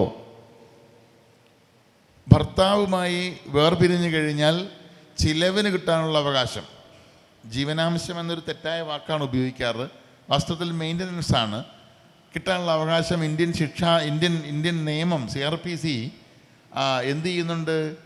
അനുവദിക്കുന്നുണ്ട്. ഈ അടിത്തട്ട് ജീവിതങ്ങളിൽ ഇത് പ്രായോഗികമാകുന്നുണ്ടോ? തൊഴിലിടത്തെ സ്ത്രീ സുരക്ഷയ്ക്ക് വേണ്ടി നിയമം പാസ്സാക്കിയ രാജ്യമാണത്. ഈ തൊഴിലിടത്തെ സ്ത്രീ സുരക്ഷ ഈ അടിത്തട്ട് തൊഴിൽ സ്ഥലങ്ങളിൽ പ്രായോഗികമായിട്ടുണ്ടോ എന്ന് പരിശോധിച്ചുകൊണ്ടാണ് നാം എന്ത് ചെയ്യേണ്ടത്? നമ്മുടെ ഈ എത്രത്തോളം സ്ത്രീപക്ഷമാണ് നമ്മുടെ നിയമവൃത്തങ്ങൾ എന്ന് നാം മനസ്സിലാക്കേണ്ടത്. ഇതാണ് ഞാൻ നിങ്ങളോട് സംസാരിക്കാൻ ആഗ്രഹിക്കുന്ന ആദ്യത്തെ ഭാഗം. രണ്ടാമത് ഞാൻ പറഞ്ഞൊരു കാര്യം, ഒരു രാജ്യത്തിനകത്ത് ഒരു സംഘർഷം എന്ന് വിളിക്കാൻ പാടില്ല എങ്കിലും സംഘർഷം തന്നെയായിട്ടുള്ള ഒരു ഉരസൽ സംഭവിക്കാറുണ്ട്. അത് വൈയക്തികമായ ഒരു പ്രകാശനം കൂടിയാണല്ലോ മതവിശ്വാസം. ഈ മതവിശ്വാസത്തിനകത്ത് ജീവിക്കുന്ന, മതാത്മക ജീവിതം പുലർത്തുന്ന ആളുകൾക്ക് അവരുടെ മത നിയമ സംഹിതയും അവർ ജീവിക്കുന്ന രാജ്യത്ത്, അവരുടെ രാജ്യത്തെ പൊതു നിയമവും തമ്മിൽ പലപ്പോഴും ചില സംഘർഷങ്ങളിൽ ഏർപ്പെടുന്ന പതിവുണ്ട്. നിങ്ങൾക്കറിയാം, ഇപ്പോൾ ഇന്ത്യയിലെ മുസ്ലിം ജീവിതത്തിൻ്റെ ചരിത്രത്തെ പിടിച്ചുകുലുക്കിയ ഷാബാനോ കേസ്, അല്ലെങ്കിൽ ഇപ്പോൾ ഉണ്ടായിട്ടുള്ള എക്സ്ട്രാ ജുഡീഷ്യൽ ഡിവോഴ്സ് എന്ന് പറയുന്ന മുസ്ലിം സ്ത്രീകൾക്ക് അനുവദിച്ചുകൊണ്ടുള്ള ഹൈക്കോടതി ഉത്തരവ്, മുത്തലാഖ് ഉൾപ്പെടെയുള്ള നിയമങ്ങൾ രാജ്യത്തെ സ്ത്രീപക്ഷ നിയമങ്ങൾ എന്ന് വ്യാഖ്യാനിച്ച് അവതരിപ്പിക്കപ്പെടുന്ന ഈ നിയമങ്ങളും മതാത്മകതയും തമ്മിലുള്ള സംഘർഷങ്ങളെ എങ്ങനെ ഇല്ലാതെയാക്കാം എന്ന ആലോചന കൂടി നടത്തുമ്പോഴാണ് നമ്മൾ നിയമവൃത്തത്തെക്കുറിച്ചുള്ള ഒരു സംഭാഷണം പൂർത്തിയാവുകയുള്ളൂ. അതെങ്ങനെയാണ് അതിനെ എങ്ങനെയാണ് അത്തരത്തിലുള്ള ഒരു സംഘർഷരാഹിത്യത്തിലേക്ക് നമുക്ക് എത്തിച്ചേരാൻ കഴിയുക എന്നുള്ളത്. കാരണം മതവിശ്വാസം എന്നുള്ളത് ഒരു വ്യക്തിക്ക് ഇന്ത്യൻ ഭരണഘടന ഒരു ഇന്ത്യൻ പൗരന് അനുവദിച്ചിട്ടുള്ള ഏറ്റവും പ്രധാനപ്പെട്ട അവകാശങ്ങളിലൊന്നാണ് അവൻ്റെ മതസ്വാതന്ത്ര്യവും മതവിശ്വാസവും. ഈ മതസ്വാതന്ത്ര്യം എന്ന് പറഞ്ഞാൽ, ഇപ്പോൾ ഉദാഹരണത്തിന് ഇസ്ലാമിനെ സംബന്ധിച്ചാണെങ്കിൽ ഒരാൾക്കൊരു പാർട്ട് ടൈം ഇസ്ലാം ആവാൻ കഴിയില്ല. ഞാൻ മനസ്സിലാക്കിയിട്ടുള്ള ഒരു രീതി അനുസരിച്ചിട്ട് ഒരു പാർട്ട് ടൈം മുസ്ലിം എന്നുള്ളതൊന്നില്ല. അതൊരു സമഗ്ര പദ്ധതിയാണ്, ഒരാൾക്ക് പൂർണ്ണമായിട്ടേ ആകാൻ കഴിയുള്ളൂ. അപ്പോൾ അങ്ങനെ വരുമ്പോൾ ഒരു മുസ്ലിം അവൻ്റെ ജീവിതത്തിൽ ആചരിക്കേണ്ട, നിർബന്ധമായും പിന്തുടരേണ്ട ജീവിത പദ്ധതികളും ആ മുസ്ലിം ജീവിക്കുന്ന രാജ്യത്തെ നിയമങ്ങളും തമ്മിൽ സംഘർഷമുണ്ടാകുമ്പോൾ ആ സംഘർഷത്തെ എങ്ങനെ പരിഹരിക്കാമെന്നുള്ളത് മത നേതൃത്വത്തിൻ്റെയും ആത്മീയ മനുഷ്യരുടെയും മുന്നിലെ ഏറ്റവും വലിയ പ്രശ്നങ്ങളിലൊന്നാണ്. അതിനെ എങ്ങനെ ജനാധിപത്യപരമായി അഭിസംബോധന ചെയ്യുന്നു, പരിഹരിക്കുന്നു എന്നുള്ളിടത്താണ് ഒരു രാജ്യത്തിൻ്റെ ബഹുസ്വരതയും മതേതര ജീവിതവും മുന്നോട്ട് പോവുകയുള്ളൂ. അതായത് മതജീവിതത്തിനകത്ത് ഒരുവൻ പാലിക്കേണ്ട കർശനമായ വ്യവസ്ഥകളും അവർ ജീവിക്കുന്ന രാജ്യത്തെ വ്യവസ്ഥകളും തമ്മിൽ സംഘർഷത്തിലേർപ്പെടുമ്പോൾ അതിനെ ബഹുസ്വരാത്മകമായി ജനാധിപത്യപരമായി പരിഹരിക്കുക എന്നുള്ളിടത്താണ് മതവിശ്വാസികളുടെ പ്രധാനപ്പെട്ട ജനാധിപത്യ ദൗത്യമെന്ന് ഞാൻ മനസ്സിലാക്കുന്നു. ഇത് രണ്ടുമാണ് നിയമവൃത്തത്തിലെ സ്ത്രീ എന്ന ഒരു പ്രമേയത്തിൽ നമുക്ക് ഒരു സംവാദത്തിനുള്ള വാതിലുകൾ തുറന്നിടുന്നത്. ഈ രണ്ട് കാര്യങ്ങളാണ് ഞാൻ പറഞ്ഞത്. ഒന്നുകൂടി ആവർത്തിക്കേണ്ടതുണ്ട്. അതായത് നിയമവൃത്തത്തിനകത്ത് സ്ത്രീ എന്നുള്ളത് ചരിത്രപരമായി നാം മനസ്സിലാക്കേണ്ട ഒന്നാണ്. രണ്ടാമതായി ഞാൻ ഉന്നയിക്കാൻ ശ്രമിച്ച ഒരാശയം, നമ്മളിപ്പോൾ തുല്യത, മറ്റുള്ള അവകാശങ്ങൾ എന്നെല്ലാം പറയുന്ന കാര്യങ്ങൾ വളരെ സമീപസ്ഥമായി മാത്രം നമുക്ക് മുന്നിലേക്ക് വന്നൊരു കാര്യമാണ്. ചരിത്രത്തിൻ്റെ അധിക ദൂരത്തേക്കൊന്നും പോകണ്ട. ഒരു 2 തലമുറ മുമ്പ് പരിശോധിച്ചാൽ പോലും അത്തരത്തിലുള്ള ഒരു തരത്തിലുള്ള അവകാശങ്ങളോ ഒന്നുമില്ലാതിരുന്ന ഒരു സമൂഹം നമ്മുടെ മുന്നിലുണ്ടായിരുന്നു. അവിടെ നിന്ന് ഇവിടം വരെ സഞ്ചരിച്ചെത്തിയത് കഠിനമായ പരിശ്രമങ്ങളിലൂടെയും പോരാട്ടങ്ങളിലൂടെയും സമരങ്ങളിലൂടെയും തന്നെയാണ്. തുല്യ ജോലിക്ക് തുല്യ വേതനമെന്നൊക്കെയുള്ള കേവലമായ മനുഷ്യാവകാശത്തിന് വേണ്ടി പോലും പടപൊരുതേണ്ടി വന്ന വലിയ സ്ത്രീകാലം നമുക്കുണ്ട് എന്ന് മറക്കരുത്. നാം ഇന്ന് ഇരുന്നിട്ട് ഈ ലോകം ഇപ്പോൾ കാണുന്നത് പോലെയായിരുന്നു ഇന്നലെ എന്നും അങ്ങനെ തന്നെയായിരുന്നു നൂറ്റാണ്ട് മുമ്പെന്നും വിശ്വസിക്കുന്നത് ഒരു മൂഢസ്വർഗത്തിലിരിക്കുന്നതിന് തുല്യമാണ്. വാസ്തവത്തിൽ അങ്ങനെയല്ല. കടന്നു പോകുന്ന ഇന്നലകളിൽ നിങ്ങൾക്കൊരു പക്ഷേ ഇപ്പോൾ അമ്പരപ്പുണ്ടാകാം. ഒരു വിഭാഗം സ്ത്രീകൾക്ക് അവരുടെ മാറിടം മറയ്ക്കാൻ ഒരു ബ്ലൗസ് ഇടുന്നതിന് വേണ്ടി ഈ കേരളത്തിൽ വലിയ പ്രക്ഷോഭം നടത്തേണ്ടി വന്നു എന്ന് പറഞ്ഞാൽ നിങ്ങളുടെ സുഹൃത്തുക്കളായുള്ള വിദേശികളായ മനുഷ്യരോട് പറഞ്ഞാൽ അവരൊരിക്കലും വിശ്വസിക്കില്ല. അവർ പറയും നിങ്ങൾ കള്ളം പറയുകയാണെന്ന്. പക്ഷേ വളരെ സമീപസ്ഥമായ നമ്മുടെ ചരിത്രത്തിൽ മാറുമറയ്ക്കാനുള്ള അവകാശത്തിന് വേണ്ടി മലയാളി സ്ത്രീകൾ സമരം ചെയ്ത ചരിത്രമുണ്ട്. ജാതി തിരിച്ചറിയുന്നതിന് വേണ്ടി കല്ലുമാല ധരിക്കണമെന്ന് ജാതി നിയമമുണ്ടായിരുന്ന നാടാണിത്. ഒരു സവർണനെ കണ്ടാൽ ഇത്രയടി 7 അടിയും 9 അടിയും 11 അടിയും ജാതി നില അനുസരിച്ച് മാറി മാറി നിൽക്കണമായിരുന്നു. പറയൻ പോലെയുള്ള സമുദായങ്ങൾക്ക് അക്കാലത്ത് എന്ത് സാധ്യമാകുമായിരുന്നില്ല? പകൽ വെട്ടത്തിൽ പുറത്തിറങ്ങാൻ കഴിയുമായിരുന്നില്ല. നിങ്ങൾ ആലോചിച്ച് നോക്കൂ. ഇപ്പം നിങ്ങൾ പറയും ഇതൊക്കെ ഏത് കാലത്തായിരുന്നു? സമീപകാലത്തായിരുന്നു. ഇതധികം പഴക്കമൊന്നുമില്ല. പുലപ്പേടി മണ്ണാപ്പേടി എന്ന് പറയുന്ന 2 നിയമവ്യവസ്ഥകൾ ഈ പറയുന്ന കേരളത്തിലുണ്ടായിരുന്നു എന്ന് പറഞ്ഞാൽ നിങ്ങൾക്ക് വിശ്വസിക്കാൻ കഴിയുമോ? പുലപ്പേടി മണ്ണാപ്പേടി എന്താ? ഒരു ബ്രാഹ്മണ കുടുംബത്തിലെ നമ്പൂതിരി കുടുംബത്തിലെ ഒരു സ്ത്രീക്ക് എന്തെങ്കിലും തരത്തിലുള്ള പ്രണയമോ മറ്റ് കാര്യങ്ങളോ ഉണ്ടാകുമ്പോൾ ഈ സ്ത്രീയെ പാതിരാത്രി പിടിച്ചിട്ട് വീടിന് പുറത്തേക്ക് ഉന്തിയിടുമ്പോൾ അവിടെ ഈ പൊന്തക്കാടുകളിൽ ഈ പറയുന്ന അന്നത്തെ താഴ്ന്ന ജാതി എന്ന് കരുതിയിരുന്ന ആളുകൾ ഒളിച്ചിരിക്കുകയും അവർ ചാടി വീഴുകയും അവരുടെ മുന്നിൽ ആരുടെ മുന്നിലാണോ ഈ സ്ത്രീ ആദ്യം ചെന്നുപെടുന്നത് അവർ ഈ സ്ത്രീയെ പിടിച്ചോണ്ട് പോവുകയും ചെയ്യും. പിന്നെ അവരുടെ കൂടെ ജീവിതകാലം മുഴുവൻ ജീവിക്കാം. അതാണ് ഈ പുലപ്പേടി മണ്ണാപ്പേടി എന്ന് പറയുന്ന സാധനം ഉണ്ടായിരുന്നത്. ഇത് എവിടെ നടന്ന കാര്യമാണെന്നറിയാമോ? കേരളത്തിൽ. ഏത് കാലത്താണെന്ന് നിങ്ങൾക്കറിയാമോ? ദശാബ്ദങ്ങൾക്ക് മുമ്പ്, ഏതാനും വർഷങ്ങൾക്ക് മുമ്പ് വരെ ഉണ്ടായിരുന്നു. ഉപ്പ് എന്ന് പറയാനായിട്ട് ഉപ്പ് എന്ന് പറയില്ലേ, അത് ഒരു പ്രത്യേക ജാതിക്കാർക്ക് മാത്രമേ പറയാൻ പാടുള്ളൂ. ജാതിയിൽ താഴ്ന്നവർക്ക് ഉപ്പ് എന്ന് പറയാനുള്ള അവകാശം കേരളത്തിൽ ഉണ്ടായിരുന്നില്ല. പുളിയുള്ള സാധനം എന്നാ പറയാൻ പാടുള്ളൂ. ഒറ്റപ്പാലത്തിനടുത്ത് ഒരു താഴ്ന്ന ജാതിക്കാരൻ ഉപ്പ് എന്ന് പറഞ്ഞതിന് അവനെ തല്ലിക്കൊന്നത് കേരളത്തിലാണ്, കേരള ചരിത്രത്തിലാണ്, സമീപകാലത്താണ്. അപ്പം നിയമത്തിനകത്തെ തുല്യതയെക്കുറിച്ചുള്ള ചർച്ച നമ്മൾ ഏത് തലത്തിൽ നടത്തിയാലും ചരിത്രത്തിലേക്ക് ഇടയ്ക്ക് ഒന്ന് എത്തി നോക്കുന്നത് നല്ലതാണ്. അവിടെ സംഭവിച്ചിരുന്നത് എന്താണെന്ന് മനസ്സിലാക്കുന്നത് നല്ലതാണ്. അതുകൊണ്ടാണ് നമ്മുടെ നിയമവ്യവസ്ഥയ്ക്കകത്തെ സ്ത്രീ അവകാശങ്ങൾ എന്നുള്ളത് വളരെ സമീപകാലത്ത് മാത്രം ലഭ്യമായി തുടങ്ങിയ അവകാശങ്ങളാണ്. അതും പൂർണ്ണമായി ലഭ്യമായിട്ടില്ല എന്ന വസ്തുത നിങ്ങൾ മനസ്സിലാക്കേണ്ടതുണ്ട്. ഏട്ടിലെ പശു പുല്ല് തിന്നില്ല എന്ന് ഞാൻ ഈ സംസാരത്തിൻ്റെ ഇടയ്ക്ക് സൂചിപ്പിച്ച കാര്യം അതാണ്. നിയമത്തിനകത്ത് സ്ത്രീ പുരുഷ തുല്യത എഴുതി വച്ചിട്ടുണ്ടാകാം. മനുഷ്യൻ എന്നൊരൊറ്റ യൂണിറ്റിൽ സ്ത്രീകളെ കൂടി പരിഗണിക്കുന്നുണ്ടാകാം. പക്ഷേ പ്രയോഗതലത്തിൽ അത് സാധ്യമാകുന്ന ഒരു സാഹചര്യങ്ങൾ എവിടെയും ഇല്ലാത്തതുകൊണ്ടാണ് വീണ്ടും വീണ്ടും നമുക്ക് നിയമങ്ങൾ പരിഷ്കരിക്കപ്പെടേണ്ടത്. ഇപ്പോൾ ഏറ്റവും വലിയ ഉദാഹരണമാണ് ഈ വിശാഖ കേസിലെ ജഡ്ജ്മെൻറ്റ് പ്രകാരം തൊഴിലിടത്തിലെ സ്ത്രീകൾക്കെതിരായിട്ടുള്ള അതിക്രമങ്ങളെ, എല്ലാത്തരം അതിക്രമങ്ങളെയും ലൈംഗിക അതിക്രമത്തിൻ്റെ പരിധിയിലാണ് വിശാഖ കേസ് കൊണ്ടുവരുന്നത്. പരിഹാസം പോലും ലൈംഗിക അധിക്ഷേപമാണ്. എന്തുകൊണ്ടാണ്? നിലവിൽ തന്നെ പരിഹസിക്കുന്നത് ഉൾപ്പെടെയുള്ള എല്ലാ കാര്യങ്ങളും കുറ്റകരം തന്നെയാണ്.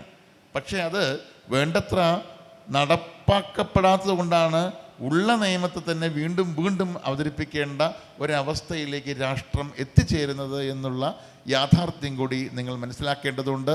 അതുകൊണ്ട് നമ്മുടെ എല്ലാ സംവാദങ്ങളും ചരിത്രത്തെ മുൻനിർത്തി നടത്തിയാണ് നമുക്ക് മുന്നോട്ട് പോകാനാവൂ. സ്ത്രീ നിയമങ്ങൾ നമ്മുടെ നാട്ടിൽ യഥേഷ്ടമുണ്ട്. പക്ഷേ ആ സ്ത്രീ നിയമങ്ങൾ നമ്മൾ ഉണ്ടാക്കി അത് ഇനാക്ട് ചെയ്ത് കുറച്ച് കഴിയുമ്പോഴേക്ക് നമുക്ക് പുതിയ നിയമങ്ങൾ ഉണ്ടാക്കേണ്ടി വരുന്നു എന്നതാണ്. അതിന് കാരണം എന്താണെന്നും അദ്ദേഹം സൂചിപ്പിച്ചിട്ടുണ്ടാകും എന്ന് അദ്ദേഹത്തിൻ്റെ ആ 2 വരിയിൽ നിന്ന് എനിക്ക് ബോധ്യപ്പെട്ടു. ഞാൻ പറയുന്നത് ഈ സ്ത്രീകൾക്ക് വേണ്ടിയുള്ള നിയമങ്ങൾ അല്ലെങ്കിൽ സ്ത്രീ പക്ഷ നിയമങ്ങൾ എന്ന് ഫെമിനിസ്റ്റുകൾ പറയുന്ന നിയമങ്ങൾ അധികവും സ്ത്രീകളെ എങ്ങനെയൊക്കെ മിസ്യൂസ് ചെയ്യാൻ പറ്റും, ഒരു മെയിൽ ഡൊമിനേറ്റഡ് സൊസൈറ്റിയിൽ സ്ത്രീകൾക്ക് തുല്യ നീതി ഉറപ്പാക്കുക എന്നതിനപ്പുറം ആ മെയിൽ ഡൊമിനേഷൻ ഒന്നുകൂടി ഊട്ടിയുറപ്പിച്ച് അവരെ ഏത് സമയത്തും ഏത് സ്ഥലത്തും ഏത് വിധേനയും എക്സ്പ്ലോയിറ്റ് ചെയ്യാൻ എന്തൊക്കെ മാർഗമുണ്ട് എന്നാണ്. നിയമങ്ങളൊരു ഭാഗത്തുണ്ടെങ്കിലും അത് നടപ്പാക്കാതെ അതിലെ ലൂപ്പ് ഹോൾസും മറ്റുമൊക്കെ പരതുന്ന ആളുകൾ ഇന്ന് ചെയ്തുകൊണ്ടിരിക്കുന്നത് എന്നതാണ് വസ്തുത. ഇസ്ലാമിനെ സംബന്ധിച്ചിടത്തോളം നോക്കൂ നിങ്ങൾ, ഖുർആൻ്റെ ഒരൊറ്റ വരി മതി. ഖുർആൻ പറയുന്നത് കാണാം, വലഹുന്ന മിസ്ലുല്ലദി അലൈഹിന്ന. ലോ സ്റ്റുഡൻസ് ഈ കൂട്ടത്തിൽ ഉണ്ടാകുന്ന ഞാൻ മനസ്സിലാക്കുന്നത്. There is no right without any correlated duty എന്ന്. ഒരു റൈറ്റ്, ഒരു അവകാശം ആർക്കെങ്കിലും ഒരു നിയമം നൽകുന്നുണ്ടെങ്കിൽ അതിന് കോറിലേറ്റായും കൊണ്ട് ഒരു ഉത്തരവാദിത്വവും കൊടുക്കും. സംഗതി ശരിയാണ്, നമ്മുടെ ഭരണഘടനയിൽ ഫണ്ടമെൻ്റൽ റൈറ്റ്സൊക്കെ എഴുതി വെച്ച് പിന്നെ കുറേ കാലം കഴിഞ്ഞതിന് ശേഷമാണ് ഒരു ഭരണഘടനാ ഭേദഗതിയിലൂടെയാണ് ഫണ്ടമെൻ്റൽ ഡ്യൂട്ടീസ് വന്നത് എന്നുള്ളത് ശരിയാണ്. പക്ഷേ it is a natural truth. എവിടെ ഒരു റൈറ്റുണ്ടോ, where there is a right there is a remedy എന്ന് പറയുന്ന ഒരു റോമൻ മാക്സിമുണ്ട്. യുബി ജസ് ഇബി റെമഡിയം. ആ യുബി ജസ് ഇബി റെമഡിയം എന്ന് പറയും പോലെ തന്നെ where there is a right there is a duty എന്നതും വസ്തുതയാണ്. പരിശുദ്ധ ഖുർആൻ പറയുന്നത് നോക്കൂ നിങ്ങൾ, വലഹുന്ന മിസ്ലുല്ലദി അലൈഹിന്ന. സ്ത്രീകൾക്ക് ഇസ്ലാമിൻ്റെ ദർശനപ്രകാരം എന്തൊക്കെ ഡ്യൂട്ടികൾ നൽകിയിട്ടുണ്ടോ ആ ഡ്യൂട്ടിക്ക് അനുസരിച്ചുകൊണ്ട് റൈറ്റ്സും നൽകിയിട്ടുണ്ട്. എന്ന് പറഞ്ഞാൽ അവർക്കുള്ള റൈറ്റ്സും അവരുടെ മേൽ ചുമത്തപ്പെട്ട ഇമ്പോസ് ചെയ്യപ്പെട്ട ഡ്യൂട്ടികളും അത് രണ്ടും പാരലലായി ഒരേപോലെ റിലേറ്റ് ചെയ്യപ്പെട്ടതാണ് എന്നാണ് പറയുന്നത്. ഞാനൊരു ഉദാഹരണം പറയാം. ഇസ്ലാമിൻ്റെ ദർശനപ്രകാരം കുടുംബത്തിൻ്റെ മൊത്തം ചെലവ് വഹിക്കേണ്ടത് പുരുഷ മെമ്പറാണ്. സ്ത്രീകൾ അവർ അമ്മമാരായാലും അവർ സിസ്റ്റേഴ്സ് സഹോദരിമാരായാലും അവർ പെൺകുട്ടികളായാലും അവർ ഭാര്യമാരായാലും ഒരു തരത്തിലുള്ള ഫിനാൻഷ്യൽ ബേർഡനും സ്ത്രീ സമൂഹത്തിന് ഇസ്ലാം നൽകുന്നില്ല എന്നത് നമ്മുടെ ബേസിക് പോയിൻ്റായിട്ട് മനസ്സിലാക്കണം. യാതൊരു ഫിനാൻഷ്യൽ ബേർഡനും ഇസ്ലാമും അത് ഉമ്മ എന്ന സ്ത്രീക്ക് അല്ലെ അമ്മക്കും നൽകുന്നില്ല, മകൾക്കും നൽകുന്നില്ല, ഭാര്യക്കും നൽകുന്നില്ല, സഹോദരിക്കും നൽകുന്നില്ല. മറിച്ച് അത്തരം ഉത്തരവാദിത്തങ്ങൾ മുഴുവനും നൽകപ്പെട്ടത് പുരുഷന്മാർക്ക് മാത്രമാണ്. പിതാവിന്, ഭർത്താവിന്, മകന്, സഹോദരൻ. സ്ത്രീകളെ പുരുഷന്മാരെയും ഈ 4 കാറ്റഗറിയിലല്ലേ നമുക്ക് ലിമിറ്റ് ചെയ്യാൻ പറ്റുള്ളൂ. There is no 5th category. അതുകൊണ്ട് തന്നെ ആ ഒരു ദർശനത്തിൽ നിന്നുകൊണ്ട് 4 കേസുകളിൽ പുരുഷന്മാർക്ക് നൽകുന്നതിൻ്റെ പകുതിയെ സ്ത്രീക്ക് സ്വത്തവകാശം നൽകുന്നുള്ളൂ എന്നതിനെ വിലയിരുത്തിയാൽ, അല്ലെങ്കിൽ 4 ഉദാഹരണങ്ങളിൽ മാത്രമേ സ്ത്രീക്ക് നൽകുന്നതിൻ്റെ ഡബിൾ പുരുഷന് നൽകണം എന്ന് ഇസ്ലാം പറയുന്നുള്ളൂ. അതേസമയം അനേകം കേസുകളിൽ പുരുഷന് നൽകുന്ന അത്ര തന്നെ ഈക്വൽ ഷെയർ സ്ത്രീക്ക് നൽകണം എന്ന് പറയുന്നുണ്ടെങ്കിൽ മറ്റ് ചില കേസുകളിൽ പുരുഷന് നൽകുന്നതിൻ്റെ ഡബിൾ, അതിൻ്റെ ഇരട്ടി സ്ത്രീക്ക് നൽകണം എന്ന് പറയുന്നുണ്ടെങ്കിൽ, മൂന്നാമതൊരു കാറ്റഗറിയിൽ സ്ത്രീക്ക് മാത്രമായിരിക്കണം സമ്പത്ത് നൽകേണ്ടത്, ആ ഈക്വൽ ഫുട്ടിങ്ങിലുള്ള പുരുഷനാണെങ്കിൽ സ്വത്ത് ഒന്നും കൊടുക്കാൻ പാടില്ല എന്നാണ് ഇസ്ലാമിൻ്റെ കാഴ്ചപ്പാട് എങ്കിൽ, പുറം ലോകത്തിന് ഈ 3 കാറ്റഗറിയെ പറ്റി അറിയാനല്ല. മൊത്തം ഇസ്ലാമിൻ്റെ ഫിനാൻഷ്യൽ കൺസെപ്റ്റ് എന്ന് പറഞ്ഞാൽ പുരുഷന് ഡബിൾ ഷെയറും അതുപോലെ പെണ്ണിന് സിംഗിൾ ഷെയറും, അങ്ങനെ സ്ത്രീയെ ഒരു 2ാം കിടയോ 3ാം കിടയോ പൗരയാക്കി മാറ്റുന്നു എന്നുള്ള ഒരു പ്രചരണം മാത്രമാണ് ഇന്ന് മീഡിയകളിലൂടെയും അതുപോലെ തന്നെ ഫെമിനിസ്റ്റുകളിലൂടെയും ആ ഫെമിനിസ്റ്റുകളുടെ പിന്നാലെ കൂടിയാൽ ഭൗതിക ലാഭങ്ങൾ ലഭിക്കും എന്ന് കരുതുന്നവരുടെയും ഒക്കെ ലക്ഷ്യം. അപ്പോൾ ഖുർആൻ പറഞ്ഞത് വളരെ കൃത്യമാണ് എന്ന് നമ്മൾ കണ്ടു. ഇനി നോക്കൂ നിങ്ങൾ, ഖുർആനിലെ മറ്റൊരു വാക്യമുണ്ട്, വആശിറൂഹുന്ന ബിൽ മഅറൂഫ്. സ്ത്രീകളോടുള്ള നിങ്ങളുടെ ഡീലിങ്സ് മുഴുവനും പൂർണ്ണ അർത്ഥത്തിലുള്ള നീതിയുക്തമാകണം. മാത്രമല്ല അത് ആ സൊസൈറ്റിയുടെ ഉയർച്ചക്ക് അനുസരിച്ചാകണം, ഉറുഫനുസരിച്ചാകണം, മഅറൂഫ് അനുസരിച്ചാകണം എന്ന ഖുർആൻ വാക്യം. ഇത് പണ്ഡിതന്മാരൊക്കെ വളരെ വലിയ ഒരു തത്വമായിട്ട് തന്നെ അവതരിപ്പിച്ചിട്ടുണ്ട്. ഇനി പ്രവാചകർ മരിക്കുന്നതിൻ്റെ തൊട്ട് മുമ്പ് ഈ മുസ്ലിം സമൂഹത്തോടായി നടത്തിയ ഒരു വലിയ ആഹ്വാനമുണ്ട്. ആ ആഹ്വാനം എന്താണെന്നറിയോ? ഖൈറുക്കും ലി അഹ്ലിഹി. നിങ്ങളുടെ ഏറ്റവും മാന്യൻ ആരാണ് എന്ന ചോദ്യത്തിന് ഒരേ ഒരു ക്രൈറ്റീരിയ മാത്രമേ ഉള്ളൂ. പ്രവാചകൻ്റെ അവസാന വാചകങ്ങളിൽപ്പെട്ടതാണ്. ഒരു സമൂഹം നല്ല അന്തസ്സുള്ള സമൂഹമാണ്, ഒരു ഡിഗ്നിഫൈഡ് സൊസൈറ്റിയാണ് എന്ന് പറയാൻ പറ്റണമെങ്കിൽ അതിനുള്ള മാനദണ്ഡം ഖൈറുക്കും ലി അഹ്ലിഹി, തൻ്റെ കുടുംബത്തോട്, തൻ്റെ ഭാര്യമാരോട്, തൻ്റെ മക്കളോട്, തൻ്റെ ഫാമിലിയോട് ഏറ്റവും മാന്യമായ രീതിയിൽ പെരുമാറുന്നവരാണ് ആ സമൂഹമെങ്കിലേ ആ സമൂഹത്തെ ഉത്തമ സമൂഹമെന്നോ ഒരു മാന്യമായ സമൂഹമെന്നോ വിളിക്കാൻ പാടുള്ളൂ എന്ന് പഠിപ്പിച്ച പ്രവാചകൻ ഒന്നുകൂടി അവസാന ശ്വാസം വലിക്കുന്നതിൻ്റെ മുമ്പ് പറഞ്ഞു വെച്ചു, അലാ ഫസ്തൗസൂ ബിൻ നിസാഇ ഖൈറാ. എനിക്ക് അവസാനം ലോകത്തോട് മുഴുവൻ പറയാനുള്ളത് നിങ്ങൾ സ്ത്രീകളുടെ ക്ഷേമത്തിന് വേണ്ടി പ്രവർത്തിക്കണം എന്ന്.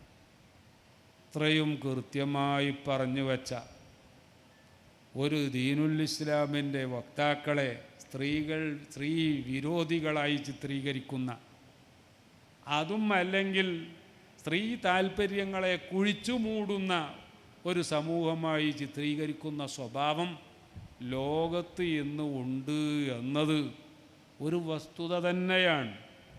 അതിന് ഒരു കാരണം ഇസ്ലാം തകർന്നു കാണാൻ ആഗ്രഹിക്കുന്ന ഓറിയൻ്റലിസ്റ്റുകളുടെ പ്രചരണമുണ്ട്. അതേസമയം അതിനേക്കാളും ഞാൻ മനസ്സിലാക്കുന്ന കാര്യം, ഇസ്ലാമിൻ്റെ ഈ ശരിയായ വശങ്ങൾ മനസ്സിലാക്കാത്ത ഒരുപാട് മുസ്ലിമീങ്ങൾ, അവർ സ്ത്രീകളുമായി ബന്ധപ്പെട്ട് ഇസ്ലാമിൻ്റെ അധ്യാപനങ്ങൾ എന്താണ് എന്ന് മനസ്സിലാക്കാതെ, ചിലരൊക്കെ മനസ്സിലാക്കിയിട്ടും അവരുടെ പുരുഷ ആധിപത്യം തന്നെ എപ്പോഴും നിലനിൽക്കണം എല്ലാ വിഷയത്തിലും എന്ന നിർബന്ധം കാരണമായിട്ട് ഒരു ജീവിക്കുന്ന ഇസ്ലാം അവരിൽ കാണാൻ മറ്റാർക്കും സാധിക്കാത്തതിനാൽ ഇസ്ലാമിനെ പറ്റി മറ്റാരോ പറഞ്ഞ് പ്രചരിപ്പിച്ച വ്യാജ ആരോപണങ്ങളിലൂടെ അവർക്ക് ലഭിച്ച ഒരു ചിത്രം മാത്രമേ അവരിലുള്ളൂ. ശരിയായ ഇസ്ലാം എന്താണെന്ന് പ്രാക്ടീസ് ചെയ്ത് കാണിച്ചു കൊടുക്കുന്ന ഒരു സമൂഹം മാതൃകയായി, മോഡലായി അവരുടെ മുന്നിൽ ഇല്ല എന്നതാണ് വസ്തുത.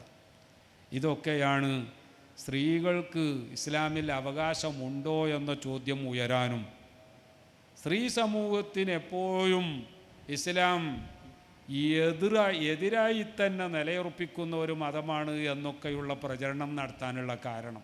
ഒരിക്കലും അങ്ങനെയല്ല എന്നത് നിങ്ങളെപ്പോലെ വളർന്നു വരുന്ന യുവതലമുറക്കാരായ പണ്ഡിതന്മാർ നിങ്ങളുടെ ജീവിതത്തിലും അതുപോലെ തന്നെ നിങ്ങൾ മറ്റുള്ളവരുമായി ഏതൊക്കെ രീതിയിൽ സംവദിക്കുന്നുവോ ആ സംവദിക്കാൻ നിങ്ങൾ ഉപയോഗിക്കുന്ന എല്ലാ ചാനലുകളിലും ഇസ്ലാമിൻ്റെ ശരിയായ വശം നന്നായി മനസ്സിലാക്കി കൊടുക്കാനും ജീവിതത്തിൽ അതിനു പറ്റിയ മാർഗദർശികളായി മോഡലുകളായി പ്രവർത്തിക്കാനും ഞാനും നിങ്ങളും തയ്യാറായാൽ ടെലിവിഷൻ ചാനലുകൾ ആരംഭിക്കാത്ത കാലത്ത്, പുസ്തക പ്രസിദ്ധീകരണം ആരംഭിക്കാത്ത കാലത്ത്, മാഗസിനുകളോ ന്യൂസ് പേപ്പറുകളോ റേഡിയോകളോ ഇല്ലാത്ത കാലത്ത് ഇസ്ലാം ഇത്രയും വലിയ വളർച്ച നേടിയതെങ്ങനെ? പ്രവാചകൻ്റെ ജീവിതത്തിൽ ബദർ, ഉഹദ് തുടങ്ങിയ ചില യുദ്ധങ്ങളുടെ ചരിത്രമുണ്ട്. പക്ഷേ ആ ഏതെങ്കിലും യുദ്ധം ഇന്ത്യയിൽ നടന്നിട്ടുണ്ടോ? എന്നിട്ട് പോലും ഇന്ത്യ രാജ്യത്തെ മുസ്ലിമീങ്ങളുടെ എണ്ണം 25 കോടിയോ അതിലധികമോ അല്ലെങ്കിൽ ഏറെ ഉണ്ടോ? ഉണ്ട്. ഒരു യുദ്ധവും ഇവിടെ നടന്നിട്ടില്ല. നമ്മളെക്കാളും മുന്നിൽ ഇന്തോനേഷ്യയുണ്ട്. ഈ പറഞ്ഞ ഏതെങ്കിലും യുദ്ധം അവിടെ നടന്നിട്ടുണ്ടോ? അവിടെ ഒന്നും ഇത്തരം യുദ്ധങ്ങൾ നടന്നിട്ടില്ല. പിന്നെ എന്തായിരുന്നു അതിവേഗം വളരാനുള്ള കാരണം? അത് ഗാന്ധിജി 1947 യങ് ഇന്ത്യയിൽ എഴുതിയ അദ്ദേഹത്തിൻ്റെ ആ ആർട്ടിക്കിളിൽ കൃത്യമായി വരച്ച് കാണിച്ചിട്ടുണ്ട്. When I convinced more and more about Islam, I came to the point it was not the sword that won a place for Islam in those days എന്ന് പറഞ്ഞുകൊണ്ട് അദ്ദേഹം വിശാലമായി എഴുതിയിട്ടുണ്ട്. വാളുകൊണ്ടാണ് ഈ മതം പ്രചരിച്ചത് എന്ന തെറ്റിദ്ധാരണ ആദ്യകാലത്തൊക്കെ എനിക്കുണ്ടായിരുന്നു. പക്ഷെ കൂടുതലായി ഇസ്ലാമിനെ പറ്റി പഠിച്ചപ്പോഴാണ് ഈ വാളിന് ഇസ്ലാമിൻ്റെ വളർച്ചയിൽ ചെറുതോ വലുതോ ആയ ഒരു പങ്കുമില്ല. മറിച്ച് ഇസ്ലാം മുന്നോട്ട് വെക്കുന്ന ആശയങ്ങളും ആ ആശയങ്ങളുടെ മോഡലുകളായി പ്രവർത്തിക്കാൻ അന്നത്തെ മുസ്ലിങ്ങൾ കാണിച്ച വ്യഗ്രതയും ഇതായിരുന്നു ആ വളർച്ചയ്ക്ക് കാരണം എന്നെഴുതിയിട്ടുണ്ട്. ഞാനൊരൊറ്റ ഉദാഹരണം, എല്ലാവർക്കും സംശയം ഉണ്ടാവും. ബഹുഭാര്യത്വം ഇസ്ലാം അനുവദിക്കുന്നില്ല. ഞാൻ വേറെ തെളിവുക്കൊന്നും പോകുന്നില്ല. സുബിൻ സാറിനും ചിലപ്പോൾ സംശയം ഉണ്ടാവും. ഈ ബഹുഭാര്യത്വം ഇസ്ലാം അനുവദിക്കുന്നുണ്ടല്ലോ, അപ്പോൾ അത് സ്ത്രീകൾക്ക് എതിരായിട്ടുള്ള ഒരു നിയമം തന്നെയല്ലേ? ഞാൻ ഒറ്റ കാര്യം ചോദിക്കുകയാണ്. ഈ സ്ത്രീകൾക്ക് ബഹുഭാര്യത്വം പാടില്ല എന്നൊരു ചിന്താഗതി ഉണ്ടെങ്കിൽ അവർക്കങ്ങ് തീരുമാനിച്ചാൽ പോരെ? എന്ത് തീരുമാനിച്ചാൽ മതി?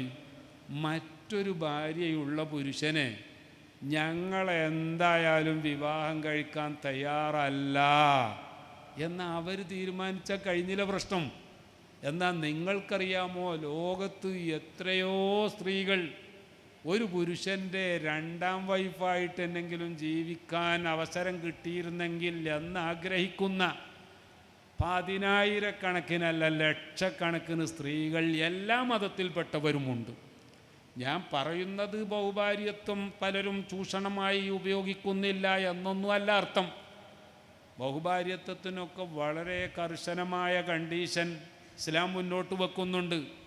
അതൊക്കെ പാലിച്ചുകൊണ്ട് ഒരു പുരുഷൻ്റെ രണ്ടാം ഭാര്യയാവുകയാണ് എങ്കിൽ വളരെ വലിയ മഹാഭാഗ്യമായി കണ്ട എത്രയോ സ്ത്രീകളുണ്ട്. അതേസമയം ഏത് നിയമത്തെയും മിസ്യൂസ് ചെയ്യുന്ന ആളുകൾ ഇഷ്ടം പോലെയുണ്ട് എന്നുള്ളതിൽ നമുക്കാർക്കും തർക്കമില്ല. ഇസ്ലാം പറയുന്ന രീതിയിലുള്ളൊരു ബഹുഭാര്യത്വം, ആ കർശനമായ നിർദ്ദേശം പാലിച്ചുകൊണ്ടാണ് ബഹുഭാര്യത്വം എങ്കിൽ താല്പര്യമുള്ളവർക്ക് അതിന് നിൽക്കാം എന്നുള്ളൊരവസ്ഥ സ്ത്രീകളാൽ, അഥവാ തീരെ വിവാഹം കഴിക്കാൻ അവസരം ലഭിക്കാത്ത സ്ത്രീകൾ ആഗ്രഹിക്കുന്നത് തന്നെയാണ്. വേണ്ട എന്ന് തീരുമാനിക്കാനും അവർക്ക് അവകാശമുണ്ട്. നമ്മളേതെങ്കിലും സ്ത്രീകളോട് പെൺകുട്ടികളെ വിവാഹം കഴിക്കുന്നിടത്ത് സമ്മതം വേണ്ട എന്ന് ദീനുൽ ഇസ്ലാം പറയുന്നുണ്ടോ? ചില മുതഅല്ലിമീങ്ങൾക്കുണ്ടാകും സംശയം. അഥവാ ഈ പെൺമക്കൾക്ക് വിവാഹം കഴിക്കണമെങ്കിൽ അവരുടെ കൺസെൻറ്റിൻ്റെ ആവശ്യമില്ല എന്നുള്ളതാണ് ഇസ്ലാമിൻ്റെ കൺസെപ്റ്റ്, അല്ലെങ്കിൽ ഇസ്ലാമിൻ്റെ ശരിയല്ല. റസൂലുള്ളാഹി സ്വല്ലല്ലാഹു അലൈഹി വസല്ലമ തങ്ങൾ പറഞ്ഞ ഹദീസ് തന്നെ നോക്കൂ നിങ്ങൾ. തുസ്തഅ്ദനു സയ്യിബു, ഒരു വിവാഹം കഴിഞ്ഞ രണ്ടാമത്തെ വിവാഹത്തിന് വേണ്ടിയാണ് പ്രപ്പോസൽ നടക്കുന്നതെങ്കിൽ ആ പെണ്ണിനോട് സമ്മതം ചോദിക്കണം. പക്ഷേ അവളുടെ കൺസെൻറ്റ് എക്സ്പ്രസ് ആയിട്ടുള്ള കൺസെൻറ്റ് വേണം. അതേസമയം ബിക്റിനെ സംബന്ധിച്ച് മുഹമ്മദുർ റസൂലുള്ളാഹി സ്വല്ലല്ലാഹു അലൈഹി വസല്ലമ തങ്ങൾ പറയുന്നത് വഇദ്നുഹാ സുമാതുഹാ, എന്താ പറഞ്ഞതിൻ്റെ അർത്ഥം? സമ്മതം വേണ്ട എന്നാണോ അർത്ഥം? അല്ല, നമ്മുടെ പെൺകുട്ടികളോട് സമ്മതം വാങ്ങണം. പക്ഷേ നേരത്തെ വിവാഹമൊന്നും കഴിയാത്ത ആളുകളാകുമ്പോൾ സ്വാഭാവികമായിട്ടും നമ്മുടെയൊക്കെ വീട്ടിലെ അന്തരീക്ഷത്തിൽ വളരുന്ന നമ്മുടെ ഇന്ത്യൻ പശ്ചാത്തലം ഞാൻ പറയുന്നത്, മുസ്ലിങ്ങളെ മാത്രമല്ല, നമ്മുടെ നമ്പൂതിരി കുടുംബത്തിലാണെങ്കിലും നായർ കുടുംബത്തിലാണെങ്കിലും ഈഴവ സമുദായത്തിലാണെങ്കിലും മുസ്ലിമീങ്ങളിലാണെങ്കിലും ഒക്കെ പെൺകുട്ടികൾക്ക് കുറച്ച് നാണവും അച്ചടക്കവും ഇതൊക്കെ ഉള്ളൊരു രീതിയാണ്. ഏതെങ്കിലും പെൺകുട്ടികൾ പണ്ട് കാലത്തൊക്കെ അച്ഛാ എനിക്കൊരു പുരുഷനെ കിട്ടാതെ എനിക്ക് ജീവിക്കാൻ പറ്റൂല കേട്ടോ, വേഗം വിവാഹം തയ്യാറാക്കി എനിക്ക് റെഡിയാക്കി തരണം എന്ന് പറയലുണ്ടോ? അത് പറയലില്ല എന്ന് മാത്രമല്ല, ഇവൾ പ്രായം എത്തി, വിവാഹപ്രായം എത്തി എന്ന് കണ്ടിട്ട് മാതാപിതാക്കൾ കുട്ടിക്കൊരു വിവാഹാലോചന നടത്തണമെന്ന് തീരുമാനിക്കുമ്പം, മോളെ നിനക്ക് വയസ്സ് 18 അല്ലെ 20, ഒരു വിവാഹം ആലോചിക്കട്ടെ എന്ന് ചോദിക്കുമ്പോൾ അവിടെ എക്സ്പ്രസ്സായിട്ട് എന്താ നിങ്ങൾ നേരത്തെ ചോദിക്കാത്തതെന്ന് കരുതി നിൽക്കുക ഞാൻ എന്ന് പറയില്ല. മറിച്ച് വൈദുനുഹ സുമാത്തുഹ, അവളുടെ മൗനം അവളുടെ സമ്മതമായി കാണണം. അഥവാ ഈ ഒരു കുടുംബ രൂപത്തിൽ ജീവിക്കുന്നവരുടെ സമ്മതം എക്സ്പ്രസ്സായി തന്നെ കിട്ടണം എന്ന് പറഞ്ഞാൽ, പെൺകുട്ടികൾ നേരത്തെ വിവാഹമൊന്നും പരിചയമില്ലാത്തവരാകുമ്പോൾ അതിനാണല്ലോ ബിക്ർ എന്ന് പറയും, അവർ ഒരു എക്സ്പ്രസ്സായിട്ട് സമ്മതം നൽകണം എന്നല്ല, അവരെ സൈലൻസ് ഇതാണ്. ഇനി നമ്മളെ ഭരണഘടനയ്ക്ക് വന്നാൽ, നമ്മുടെ ഭരണഘടനയിൽ ഒരു ആർട്ടിക്കിൾ ഉണ്ട്, 3-ാമത്തെ ആർട്ടിക്കിൾ. നമ്മുടെ രാജ്യത്ത് 2 സ്റ്റേറ്റുകൾ കൂടിയിട്ട് അവിടെ മതിയാക്കുക.